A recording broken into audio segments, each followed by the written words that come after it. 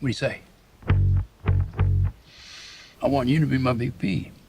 I want you. You're my vice. Well, George, I'm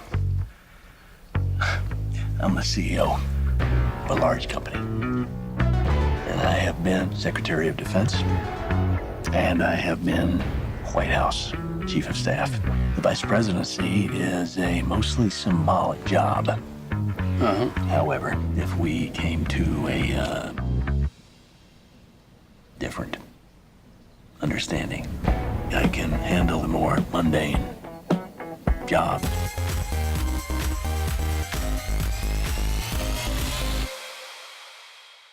Dick Cheney was widely seen as the brain behind George W. Bush's presidency. He was also credited as a driving force behind the wars in Afghanistan and Iraq.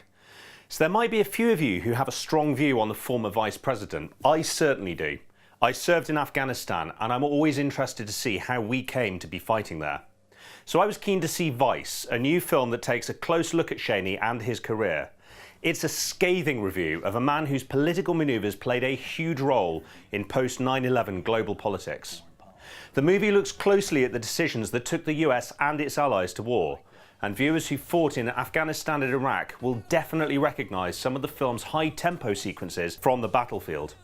We also get to see how Cheney came to be in the White House. Through flashbacks, we see a hard-drinking, brawling young Cheney struggling to find a role in life. Even his own wife, Lynn, calls him a big fat zero. Okay, here's my plan. Right? Either you stand up straight and you get your back straight and you have the courage to become someone, or I'm gone. I know a dozen guys and a few professors at school who would date me. I love you, Lynn. Then prove it! Prove it! I can't go to a big Ivy League school, and I can't run a company or be mayor. That's just the way the world is for a girl. I need you. And right now, you are a big, fat zero. Finally, we find ourselves inside the White House Situation Room on 9/11 as Cheney is hauled to safety by the Secret Service. It's an incredibly tense scene. The film is directed by Adam McKay, who's been influenced by his work on comedy films like Anchorman.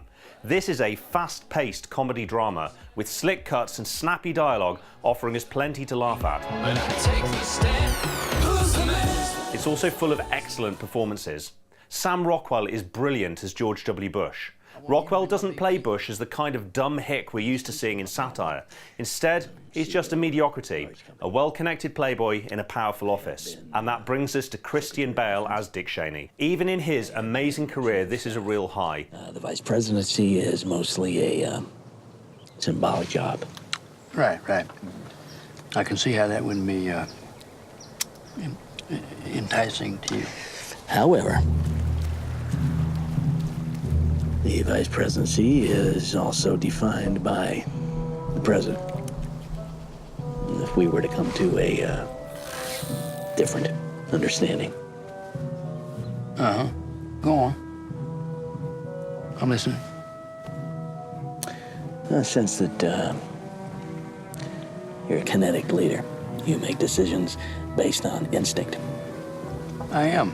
People always said that. Yeah. Very different from your father in that regard. Now, maybe I can handle some of the more mundane jobs, overseeing bureaucracy, managing military, energy, foreign policy.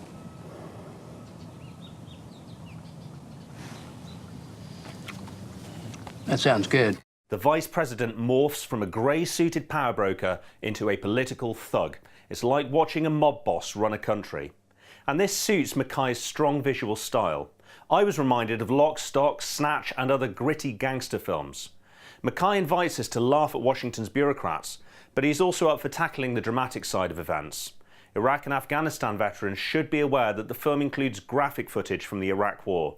It includes injured personnel, a vehicle IED strike, and extremely powerful explosions. But bear with it. All in all, this is an excellent, punchy look at a man who had a huge effect on global politics while working almost entirely behind the scenes.